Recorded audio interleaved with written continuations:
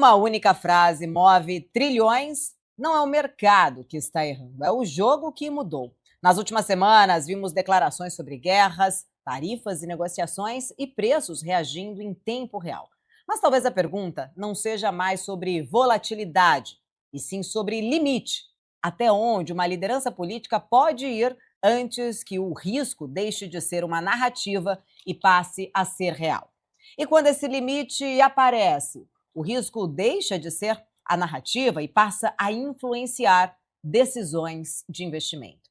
E preço é exatamente neste ambiente que está o mercado operando agora. Um cenário em que a política, poder e economia se misturam e que entender o jogo passa a ser tão importante quanto entender os dados.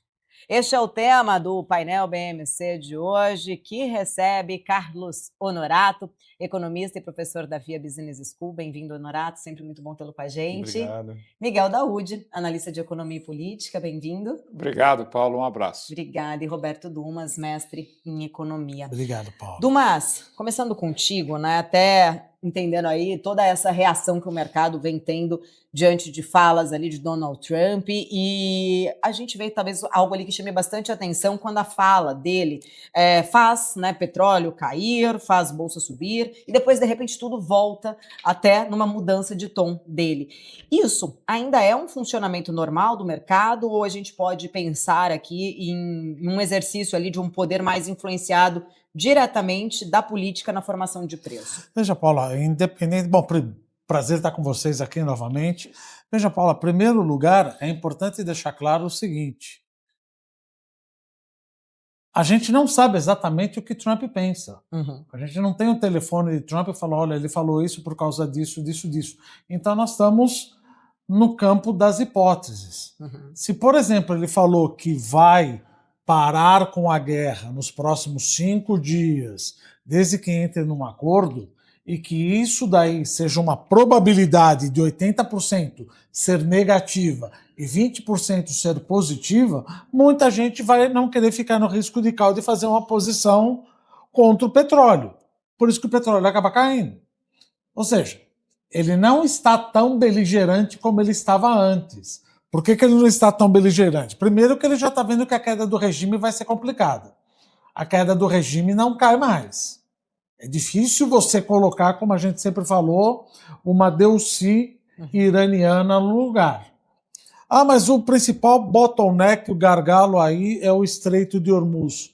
Sim, mas o Estreito de Hormuz você destrói todo a parafernália, o instrumental, o armamento do Irã. Não, não é isso, porque ele vai utilizar drones de baixo custo para destruir as embarcações. E nenhum Capitão Phillips, do filme Capitão Phillips, vai querer atravessar, tudo bem, ele quis atravessar o canal de Suez, o Mar Vermelho, não foi o Estreito de Hormuz. Mas nenhum Capitão Phillips vai querer atravessar o Estreito de Hormuz. Então ele sabe que ele chegou num ponto nevrálgico, ele está com uma espada de Damocles na cabeça. E a outra coisa, ele prometeu que iria atacar a infraestrutura energética.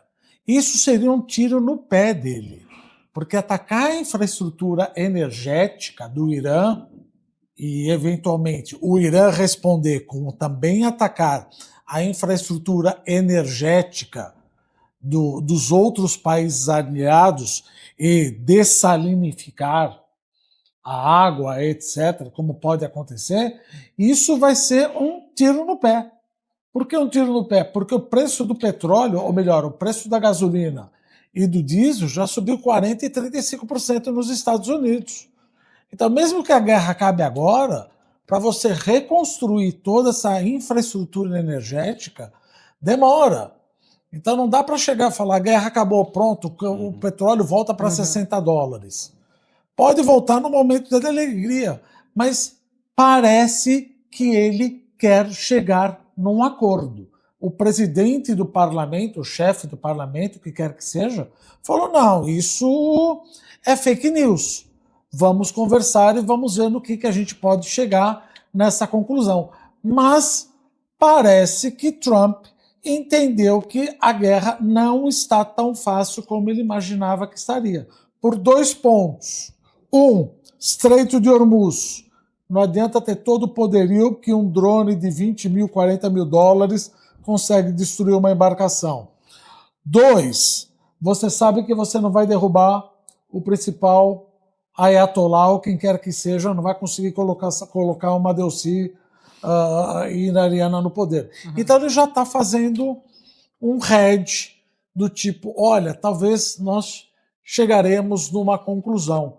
Mas eu acho difícil que eles iniciaram alguma conversa do tipo, porque foi muito rápido. Mas é aquela coisa do operador. Veja, se você falou isso, eu não quero ficar fora do mercado.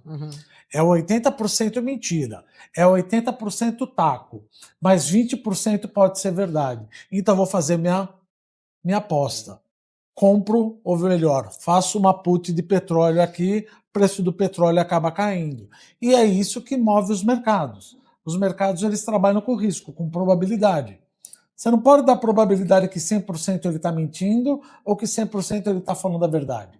Então ele fala, 80% ele está mentindo, 20% ele está falando a verdade. Não, se 20% ele está falando a verdade, então eu preciso trabalhar para ganhar dinheiro e fazer uma fezinha aqui de que o preço do petróleo caia. Por isso essa volatilidade. Honorato, depois até vou entrar um pouco mais na questão ali do improviso, né, na parte política com o Daoud, mas diante dessas questões que até o Dumas levanta aqui para a gente viu ali muita especulação até mesmo, né, se Donald Trump estaria agindo não por uma estratégia, mas até né, manipulando ali, tentando uma tentativa de manipulação até do mercado. Existe hoje um alfa político, né, ou seja, quem talvez entenda Trump melhor tem alguma vantagem competitiva para conseguir fazer aí, operar, né, de fato, num ambiente tão ainda incerto e volátil? Eu acho que antes de entender o Trump é ser amigo do Trump. Muito provavelmente o benefício está indo para quem está próximo, né? Quer dizer, o New York Times já fez uma reportagem há um tempo atrás dizendo que o Trump tinha conseguido faturar $1,5 bilhão com a volatilidade das tarifas, e agora há suspeitas, porque é muito difícil você comprovar que algum inside trader lá conseguiu ganhar dinheiro com que aquilo. Saiu no jornal que teve inside trading. Sim, as próprias mensagens do Trump dão sinais de que havia alguma informação. Então, essa volatilidade, e a volatilidade dele é muito grande, né?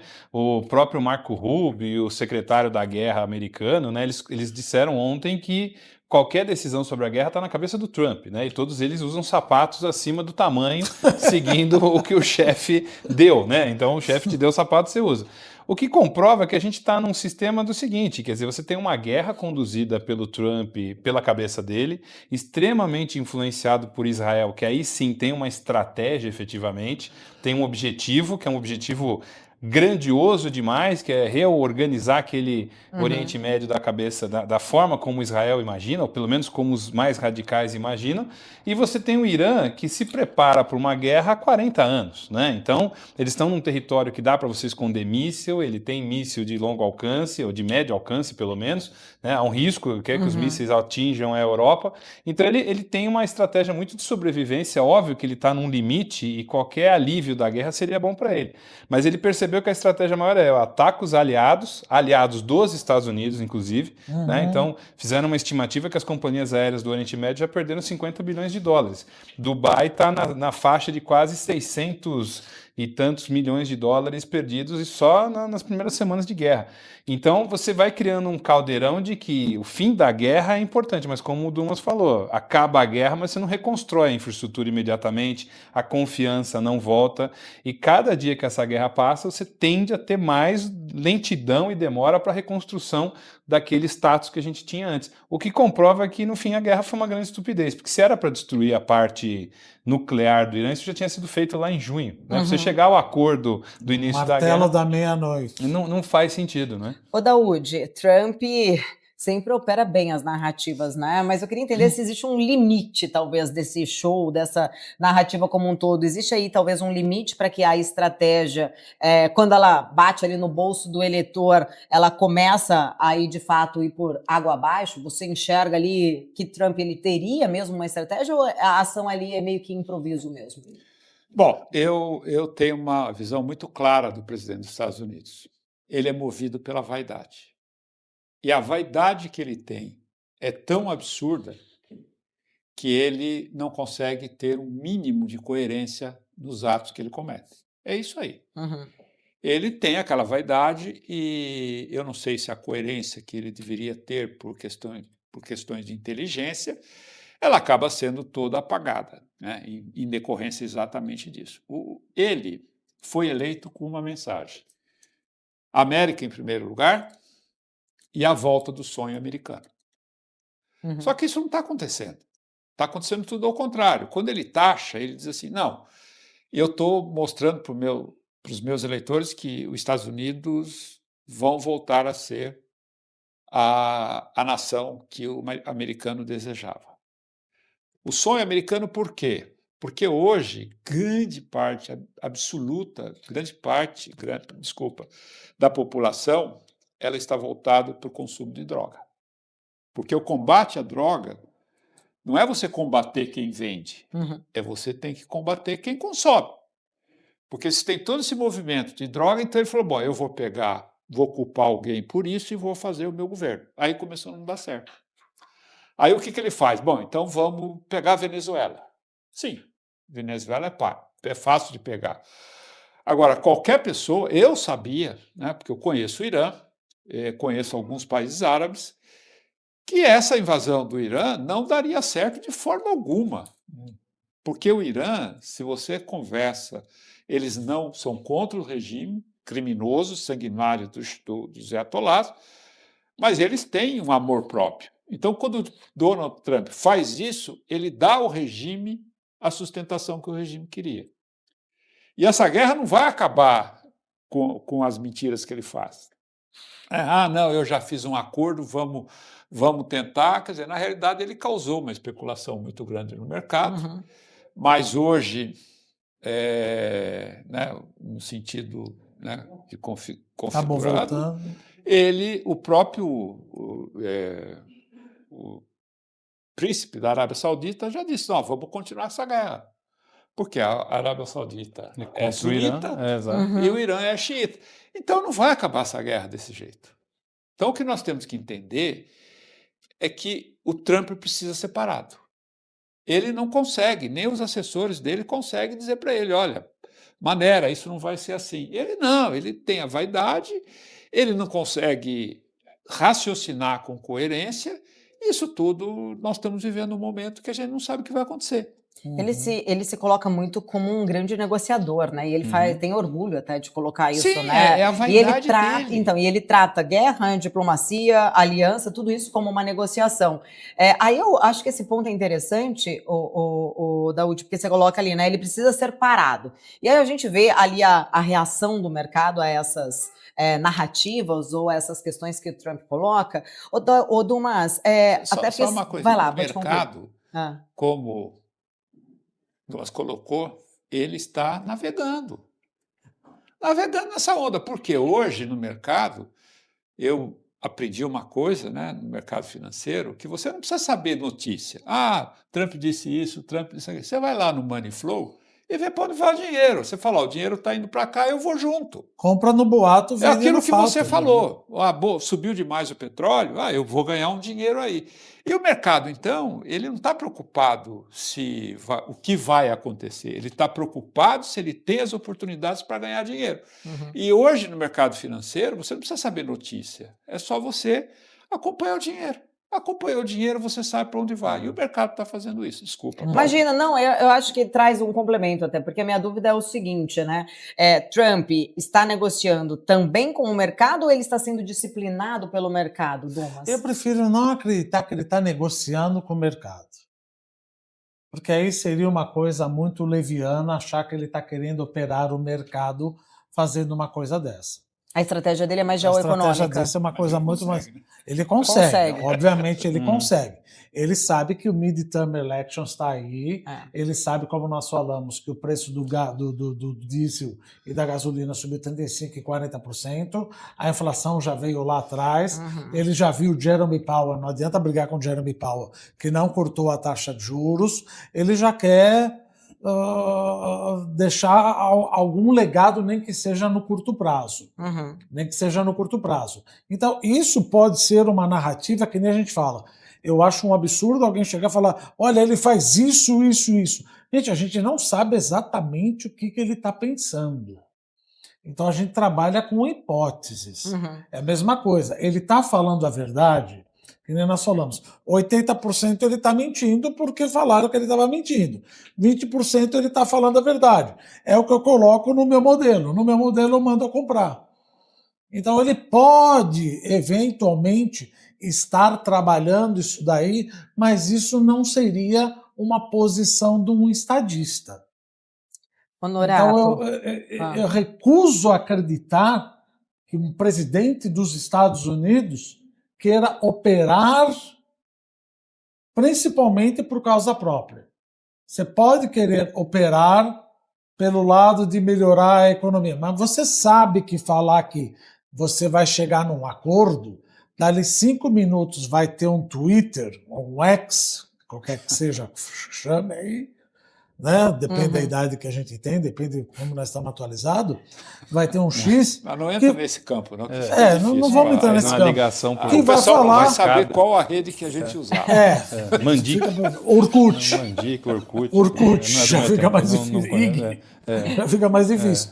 Vai deixar claro que isso foi fake news. Que isso foi fake news. Então ele fala uma coisa, o cara chega do parlamento e fala, mas da onde você tirou isso? Da onde você tirou essa ideia que nós estamos negociando? Nós não estamos negociando. Você falou que ia me atacar daqui 5 horas. Não vai atacar mais, falou que nós vamos entrar num acordo. Que acordo é esse que eu não estou sabendo? Para que você foi à imprensa, ou melhor, às redes sociais e falar um negócio desse? Foi para ganhar dinheiro. Para ganhar dinheiro, quem está ganhando? Uma coisa, vamos lá, faz uma análise mais ampla. Veja, o Trump Eu acho que eu sou mais angelical no sentido de que ele não está fazendo isso para ganhar dinheiro por conta própria. Ele leva um grupo muito grande a ganhar dinheiro. Faz uma análise do outro lado. A política americana, a Constituição americana, sempre foi muito solta em termos de que você depende das pessoas que estão nas posições assumirem determinados papéis. Né? Por isso que o rito do cara, quando é eleito, aceitar, né, o que perdeu, aceitar o que foi eleito, é um rito que não está escrito em lugar nenhum, mas é aquilo que manifesta a passagem de poder de um para o outro. Isso não está escrito, mas é rito, são coisas que acontecem. O Trump, ele assumiu com essa visão, eu concordo plenamente com o Daoud, porque as pessoas excluem o lado personalista, né, o ego, a vaidade do lado político. Sadista. E todas as vezes que você teve líderes extremamente personalistas, o mundo se deu muito mal. E o Trump assume essa posição personalista, radical e pior, focada na cabeça dele.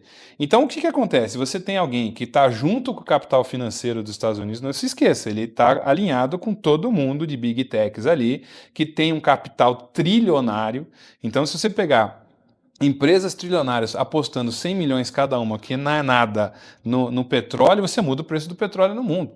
Né? E aí tem muita gente dando dinheiro com essa proximidade que tem. E a minha visão de longo prazo é que o Trump não é uma pessoa que está parando com eleição de midterm nem no fim do mandato, ele quer se perpetuar no mandato. Concordo. Aí todo mundo diz, é muito difícil de fazer esse ajuste legalmente. Sim, mas se você está num país em guerra, você decreta alguma coisa ali, diz eu vou ficar aqui porque nós estamos em guerra. Ele cria um subterfúgio disso. Só que eu acho que o Trump, do ponto de vista geopolítico, ele é melhor negociador do que estrategista. Ele não é um estrategista, porque ele se empolga e acaba chutando o tabuleiro e derrubando todas as peças. Estrategistas são Xi Jinping, o Putin, que sobrevive há 30 anos e que estão se beneficiando com a guerra também. O grau de desarticulação que o Trump tem criado no mundo é que ele está levando aliados a ficarem desprovidos, né? Deixa uma parte do mundo à deriva, então se você pegar a parte da Europa não está com ele, e você pega os inimigos ali ocupando espaço. Que Rússia nem sei se dá para dizer que a Rússia adorou o fato dos países da OTAN não entrarem para fechar o canal de Suez, para abrir o preço do petróleo. Né? O canal de Hormuz. Estreito de Hormuz. Agora, se entra a OTAN, que é uma entidade que não tem o que fazer, né? Porque a OTAN lutava contra a União Soviética. Quando desapareceu a União Soviética, o que serviu a OTAN? Para criar problema? Se entram 22 países... Quem inventou esse negócio de perpetuar a OTAN foi Bill Clinton com Partnership for Peace.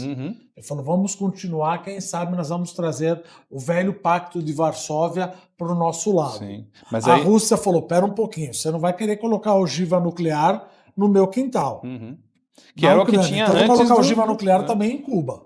Mas o ponto, só para completar, o Jeffrey Sachs, que hoje é considerado um economista comunista, né, porque ele é de Colômbia, ele tem uma visão, ele diz o seguinte, que se os Estados Unidos tivessem fornecido 5, 6 bilhões de dólares de empréstimo para a Rússia quando acabou a União Soviética, você não tinha construído o monstro, entre aspas, que o Ocidente acha que a Rússia é. Porque, na verdade, é um grande receio, e só para provocar aqui, os Estados Unidos e Israel invadiram o Irã, por quê? Porque eles têm medo de o grande mal desses caras jogarem uma bomba atômica e criarem uma destruição. O que Israel e Estados Unidos estão fazendo com o Oriente Médio? Causando uma bruta de uma destruição. Hoje o Israel disse que vai ocupar a parte sul do Líbano, então não tem mais fronteira. Existem interesses diferenciados entre Israel e Estados Unidos. Concordo. Israel tem medo da continuidade da sua existência.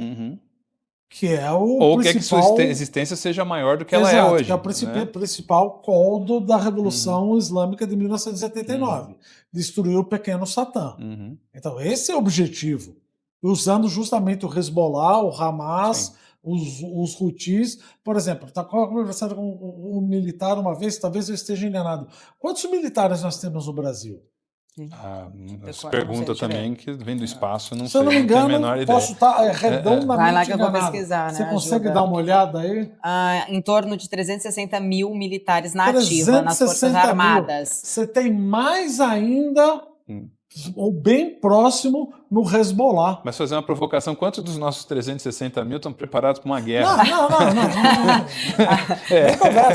Mas militar é para isso, como né? O Hezbollah, então. O Hezbollah é como se fosse um comando vermelho. Sim. Não tem nada a ver com o Líbano. Esse é o ponto. Ele está lá. O fato que eu acho é o seguinte. Vamos aqui depois para a gente trazer para o Brasil. Vamos trazer, como dizem, né, a situação para o chão. O fato é o seguinte, Israel jamais vai ter paz onde ele está. Você concorda? Jamais vai ter paz. Ele pode tomar o Líbano, ele faz isso, mas sempre.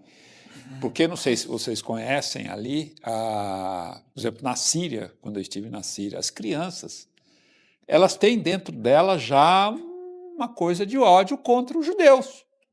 E os países árabes crescem assim. Então, isso que está acontecendo, pelo contrário, ele vai enfraquecendo cada vez mais Israel, porque agora vai ter que gastar muito para a sua defesa. Os Estados Unidos, a gente percebe o seguinte, Donald Trump, eu discordo um pouco de vocês, o problema dele é o seguinte, ele não cumpre absolutamente nada, essa guerra é totalmente ilegal perante a Constituição americana. Ele não podia ter invadido o Irã, ele não podia estar querendo dar 200 bilhões de dólares para essa guerra, não pode fazer isso. Agora, o americano, ele está atônito, ele começa a pensar o seguinte, acho que você está certo, porque o presidente dos Estados Unidos, ele sabe coisa que nós não sabemos. Mas não sabe absolutamente nada, é pura vaidade que ele está fazendo isso. Então, ele está desestruturando todo mundo. Você pensa que vai ter vencedores essa guerra? Não vai ter vencedores. Mas é uma estratégia para ganhar o jogo, você desestruturar as pessoas. Não vai ter. Não, mas o fato é que o mundo todo, aí se nós dermos fazer um zoom no Brasil, o Brasil está numa situação complicadíssima, cara, com essa situação. Não vai ganhar em nada. O Brasil está na iminência aí de ter que fazer alguma coisa.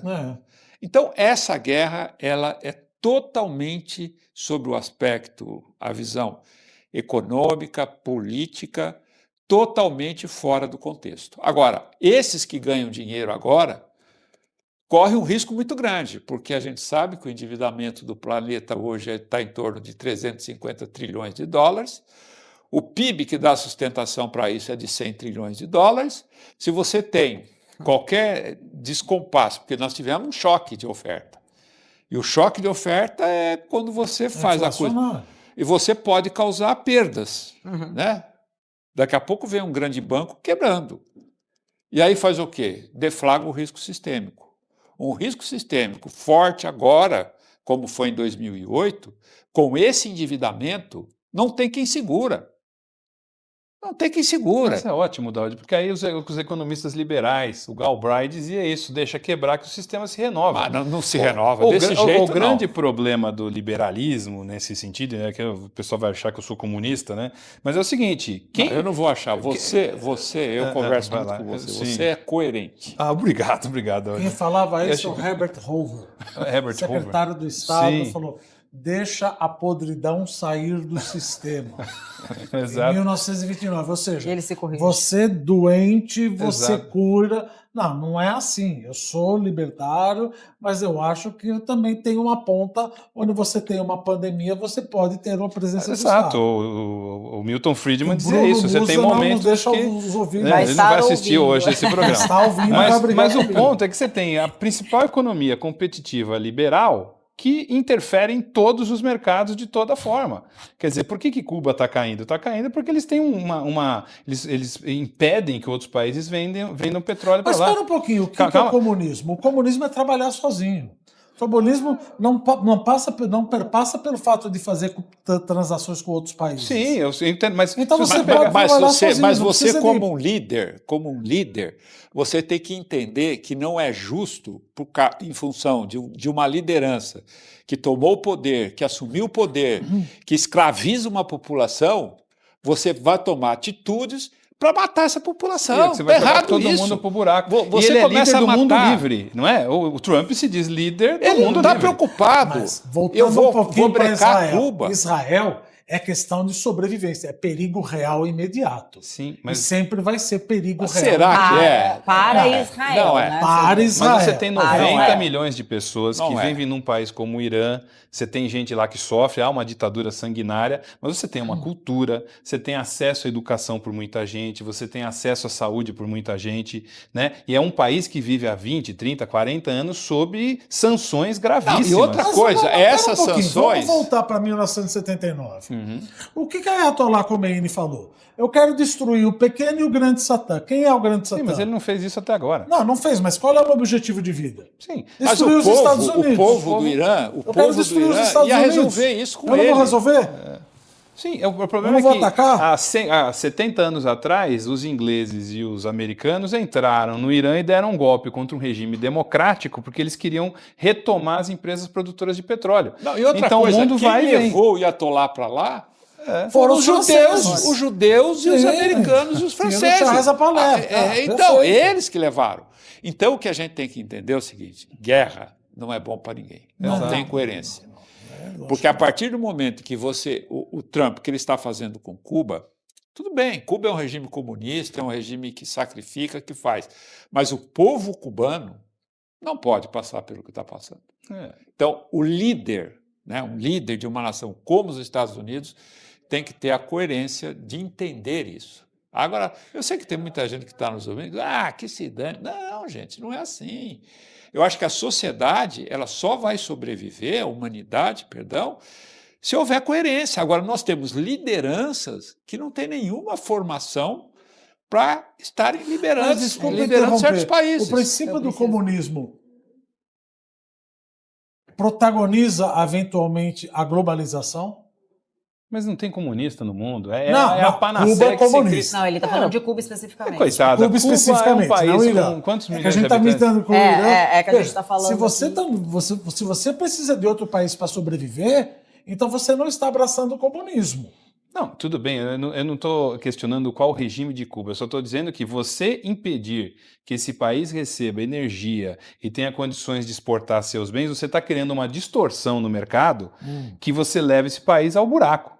Cuba hoje, basicamente, sempre foi exportador de cana-de-açúcar, porque tinha alguém que comprava. Agora, se você bloqueia isso, se o líder do mundo livre bloqueia isso, e eu concordo com o Daoud que a gente fica falando de teatro de guerra, xadrez, só que você tem populações imensas que estão sofrendo com fome, com miséria, que parece um discurso, eu acho, mas é um absurdo. Na minha opinião, que isso não há necessidade desde que a União Soviética caiu. Eu também acho. Desde que a União Soviética caiu, não há necessidade. Let it go, laissez-faire, laissez-passer. Eu que quero... é isso que você falou? Laissez-faire, laissez-passer. Traduz para nós. Não é deixa viver, deixa passar. Os liberais, é a frase laissez-faire, é o economista liberal, que é isso. Deixa funcionar. Deixa funcionar. Deixa funcionar. Semana que vem que o Bruno estiver aqui, eu vou lembrar se ele não estiver assistindo. Até o Dumas hoje está ligeiramente... Hoje eu estou animado. Você está avermelhado hoje. Não, como estou avermelhado? Justamente o contrário. É o reflexo da camisa. Exato. Eu preciso ir para o rápido intervalo, senão a gente continua aqui ainda se estendendo nesse tema, e eu tenho um outro tema também bastante interessante, que é a nossa política local, falar aí um pouquinho mais, né? Se lá fora Trump, o mundo, né? O mercado fica tentando entender Donald Trump, aqui dentro os investidores estão tentando entender aí um pouco mais sobre o cenário eleitoral para as eleições presidenciais. A gente vai para um rápido intervalo, volto já com muito mais.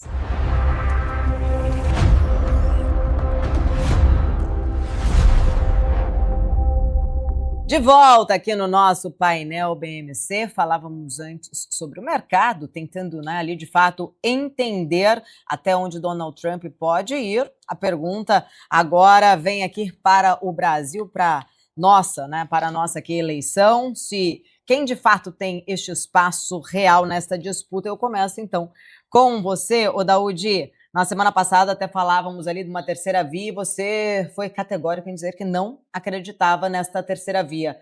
Parece que com a desistência agora de Ratinho Júnior, essa possibilidade fica um pouco mais distante ainda?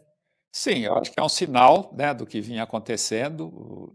Hoje a gente sabe que a polarização entre Lula e Bolsonaro, né, a família Bolsonaro, é muito grande. Então, não há espaço, né, para alguém vir com uma terceira via e dizer, olha, isso aqui é melhor que essas duas coisas. Não há espaço.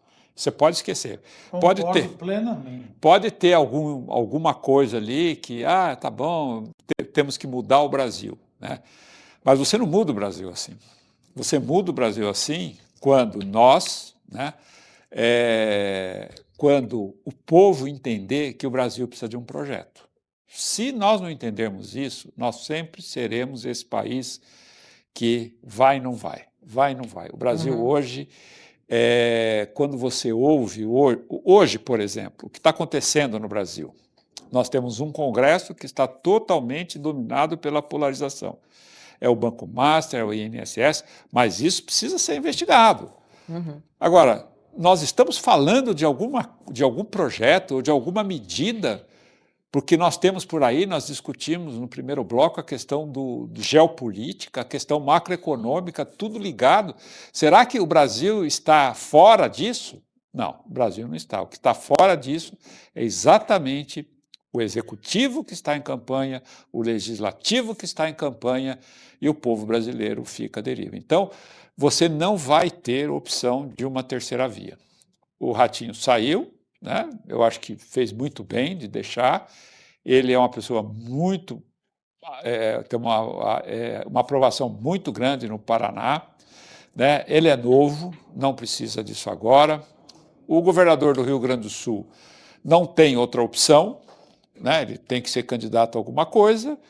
E o Caiado, mesma coisa. Só que ambos, ou mesmo que tenha alguma associação com o Zema, essas coisas todas, não vai dar. Então, a polarização é Flávio Bolsonaro e Lula, e o que eles têm que pensar é quem será, principalmente o Flávio, o seu vice. Da onde virá o vice. Dumas, e quando o cenário ele perde nomes ali, né, ao centro, tinha-se uma grande expectativa por Tarcísio no começo, né? O mercado até vinha reagindo ali em 2025 a possibilidade, falava trade Tarcísio. Tarcísio desistiu. Aí vem Ratinho Júnior, que é um nome mais a centro, que também desiste. A gente vê nessa polarização cada vez mais forte. Como que o mercado lê esse risco? O mercado entende que, no final das contas, vai ser a polarização. Não existe espaço para balão de ensaio. Vamos tentar fazer o Caiado, vamos tentar fazer o Ratinho Júnior, vamos tentar fazer o Zema. Não existe espaço para fazer balão de ensaio de, nas próximas eleições, tentar fazer alguma coisa. Agora, qual é a diferença do plano de governo, vamos supor, do Caiado para o Flávio Bolsonaro? O que os dois têm a dizer sobre o déficit fiscal? Existe uma diferença entre o Lula e o Flávio Bolsonaro. Mas qual é a diferença do plano? É a mesma coisa. Então, esse negócio é um balão de ensaio para você se prontificar numa próxima eleição. Só que o Brasil está polarizado. O segundo turno, pode me cobrar, posso estar enganado, muita coisa pode acontecer, mas vai ser Lula e Flávio. E a terceira via fica perdendo tempo querendo fazer balão de ensaio com novos candidatos. Não é agora. Lula está adorando essa coisa de terceira via. Essa terceira via deveria se juntar num candidato só.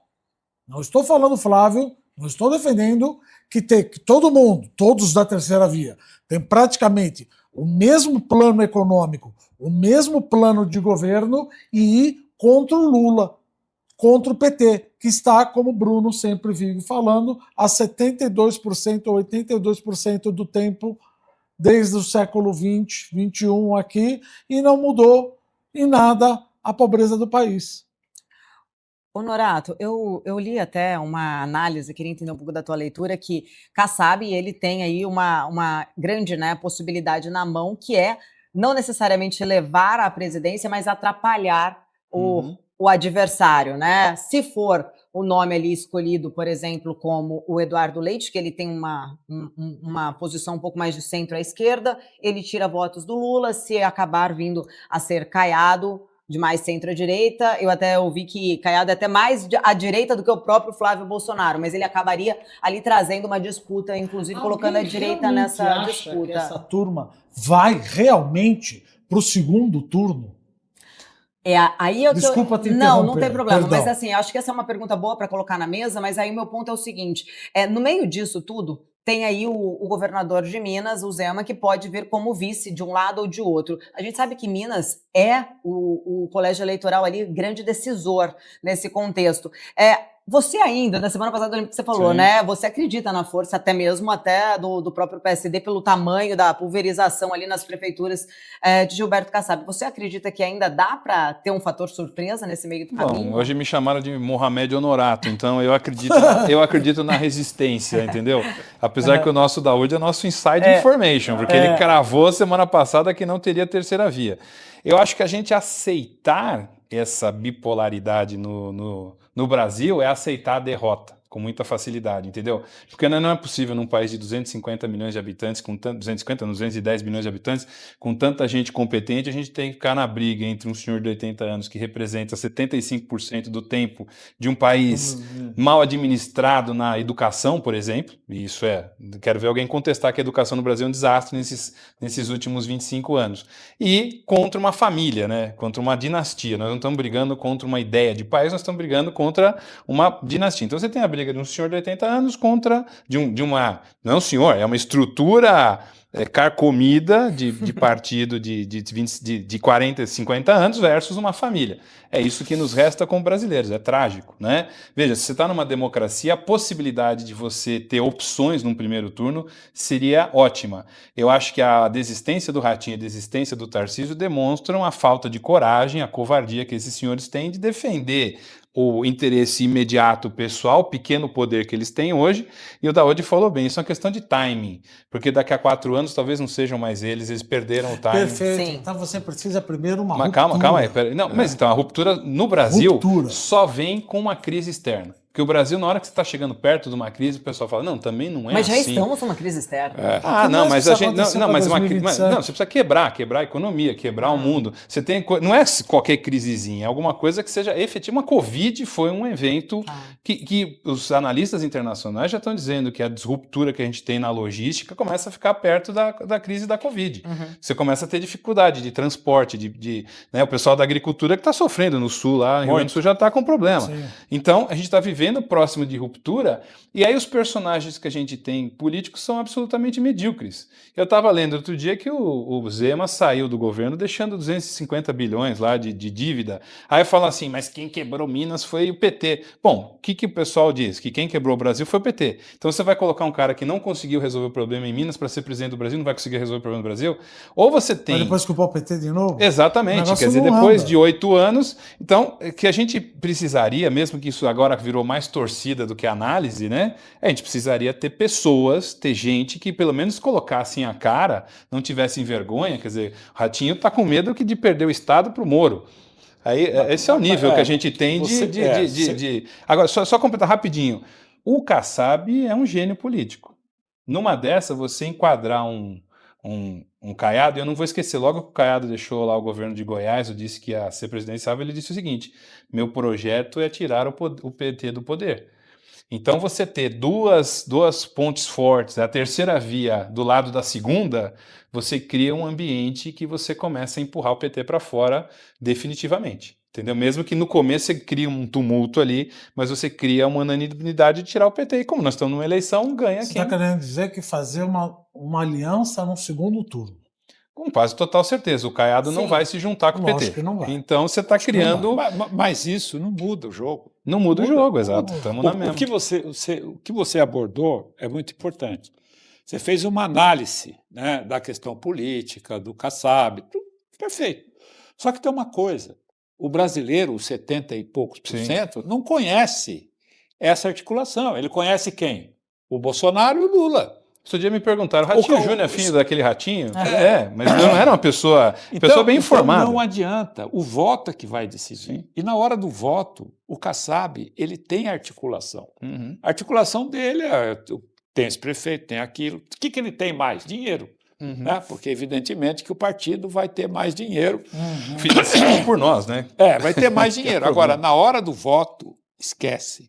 É Lula e Flávio Bolsonaro. Ô, Daúde, o voto decide, mas o sistema, ele também escolhe quem ele aceita ir para essa disputa. Boa, eu acho Paula. que esse é um ponto, né, para a gente levar isso em consideração. Você colocou a coisa perfeita.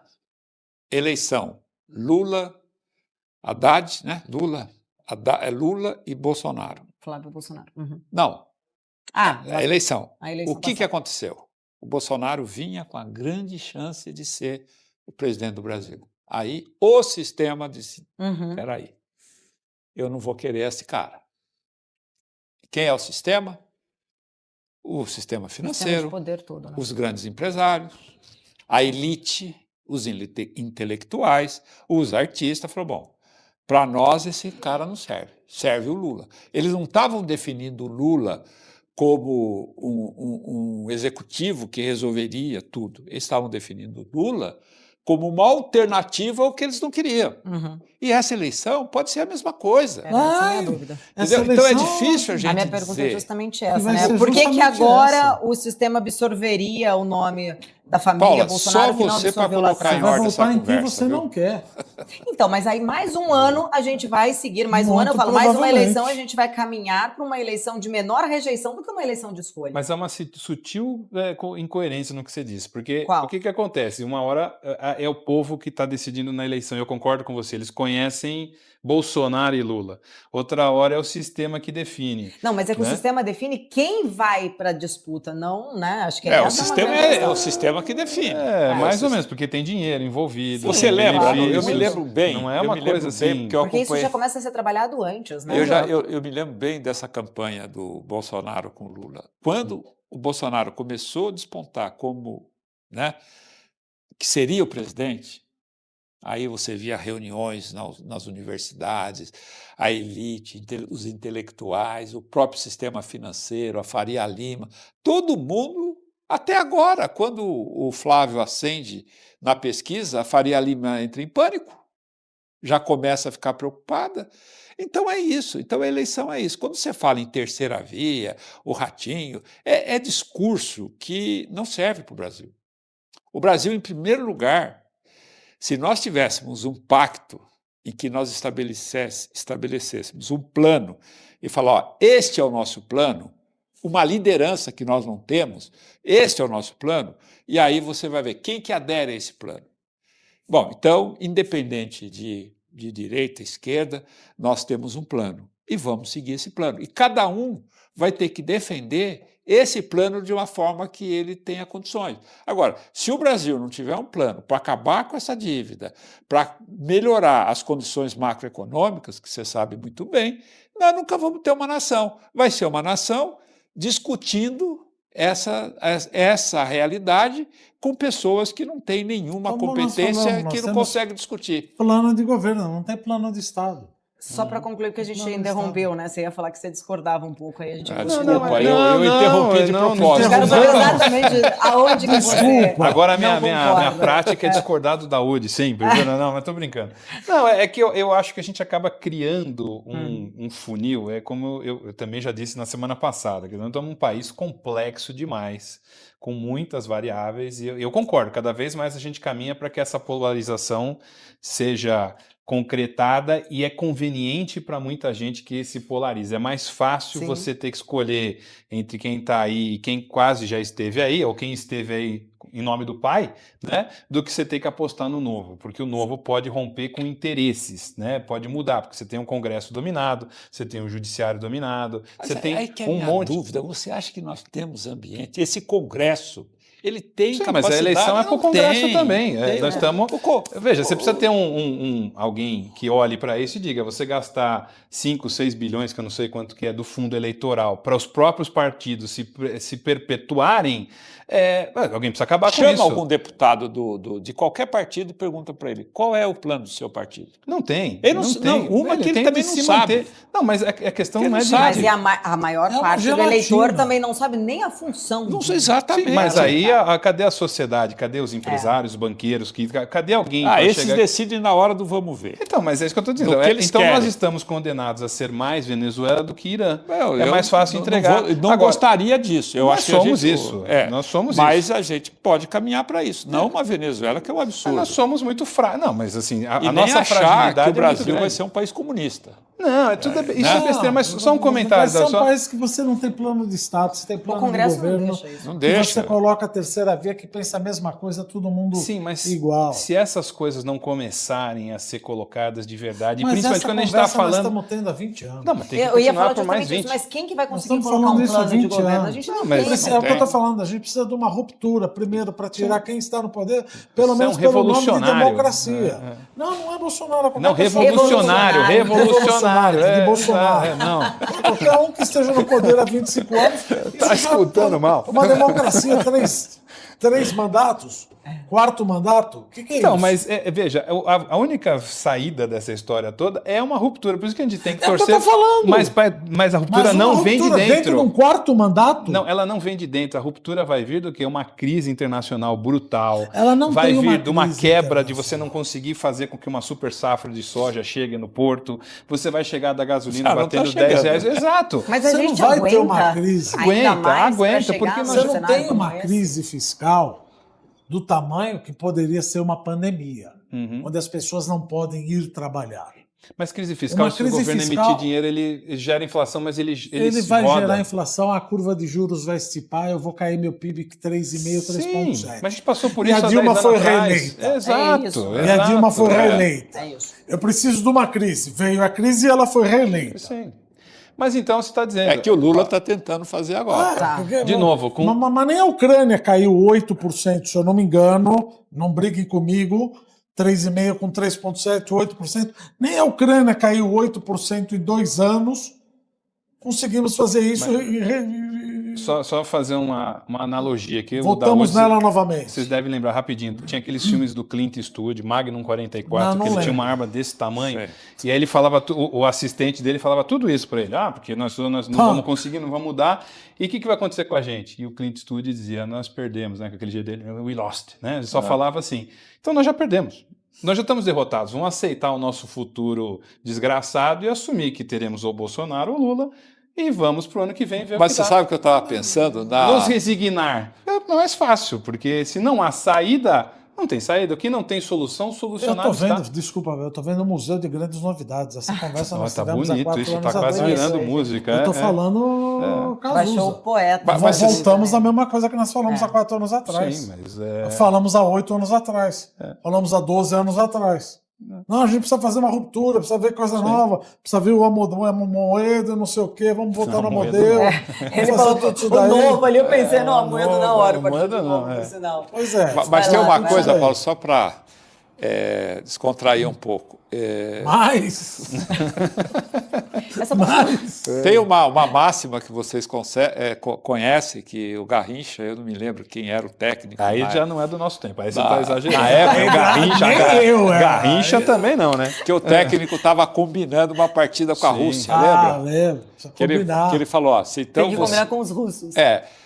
Você entra você vai por aqui, o outro vai por ali. ali. Aí o Garrincha, dentro da simplicidade dele, falou assim, mas o senhor combinou com os russos tudo isso? É a mesma coisa que a gente faz na política. Sim. A gente fala, vamos fazer isso, fazer... E quem são os russos? O Congresso Nacional. Se você não combinar com os russos, qualquer projeto no Brasil... Tanto que a própria Dilma, desculpa aqui colocar, a Dilma, ela caiu... Sofreu impeachment, ela exatamente. Sofreu impeachment porque ela não combinou com o Congresso nesse sentido. Que o Congresso, no final das contas, é uma gelatina. Por isso que eu fiz uma pergunta outro dia de bastidor, vou perguntar agora para o Daúde até. O Congresso, que tem essa possibilidade de repente, ser ali um grande decisor dentro do sistema, né, do sistema de poder como um todo, ele tem essa força pelo fato dele conseguir impeachment, seja um presidente ou seja até mesmo Eu acho que a força tem, não tem a capacidade. Um bom ponto. Força ele tem. Um bom ponto. Bom, para a gente encerrar a reta constitucionalmente final, ele tem força. Sim. Agora... porque a força dele constitucional é grande em cima do executivo e em cima do judiciário. Sim, né? Ali, basta ele querer. E basta ele ter consenso. Mas não tem consenso para intimar o filho do Lula. Olha a confusão que está dando. Sim. Mas é porque aí prevalecem os interesses, né? E esses interesses sempre vão existir enquanto o Brasil não tiver um plano que essas pessoas sejam eleitas em decorrência deste plano. Como hoje os Estados Unidos. Você tem os democratas e os republicanos. Que são diferentes. E eles mesmo, assim, mesmo não concordando com determinada situação, eles estão de um lado. Né? Para a gente encerrar, queria a consideração final e tentando entender um pouco mais sobre análises de risco, né? Já que você traça sempre aí os riscos. Esse risco de ruptura, como você coloca, né, ali fora, ele está perto, médio, longe? Qual a velocidade, de repente, que a gente pode pensar? Eu acho que é médio, mas nunca estivemos tão perto, né? Porque nós temos o que o Daúde falou, que é o risco fiscal global, que na minha visão, Trump, em vez de ficar arrumando guerra, tinha que fazer um Bretton Woods para reorganizar a economia global de um outro jeito. Seria mais inteligente da parte dele, se bobear, ele teria mais poder. Exatamente. Porque no final do dia é o petrodólar que financia a economia americana e tal. Então a gente consegue. E o problema dessa escalada, quer dizer, quando você ouve a OTAN dizendo que vai tentar liberar o Estreito de Hormuz, se entra a Alemanha... Não vai. Não, tinha dito que estavam pensando em ir. Tá. Mas se metem a ir, né? Você pega a Alemanha, a França, a Inglaterra já está notando. A Inglaterra até que está... Entrando nessa história, você começa a criar o cenário de uma Terceira Guerra Mundial, né? Não que eu acho. Estamos próximos de uma Terceira Guerra Mundial? Não, mas nunca estivemos tão próximos, entendeu? E aí basta China e Rússia escorregarem. Não nuclear, mas uma Terceira Guerra. Mas tem uma análise, quer dizer, vamos só para deixar aqui a dúvida. Se Israel começar a sofrer, quando os Estados Unidos saem da guerra, Israel fica lutando contra o Irã e começa a sofrer ali baixas enfim, ter problemas. Eles usariam uma bomba atômica contra o Irã para se defender? Acho um pouco. Nem o Irã, nem Israel contra o Irã. Mas Israel tem bomba atômica, né? Ele usaria? Diz que não. Eu só estou jogando aqui a bomba na mesa para a próxima. Agora, o Irã não tem. O Irã não tem. Mas pode ter. Sim. Talvez uma bomba tática. que é um poderio bem menor do que Hiroshima e Nagasaki, mas que você... Sim, mas que mata milhares de pessoas. Mata, mas ela é detonada a 10 quilômetros de altitude. Sim, mata mais, mas é porque você não é o que vai ser morto. Mas não 800, metros de altitude. Esse mas não pode ter. Né? Pelo amor de Deus, é o que eu ouvi falar. Não, saiu um estudo que mostra as potências, né? Das táticas. Das táticas, das bombas. Mas o fato é que ninguém vai jogar uma bomba no outro, porque ele vai ser atacado. Aí você tá... Aí é um red line. Não seja o Barack Obama quando eu falo red line. Não. Total. Desde que nós tivemos essas duas bombas lá em Hiroshima e Nagasaki, nunca mais teve nenhuma bomba. E não vai ter, porque a bomba é só para amedrontar, né? Mas não para...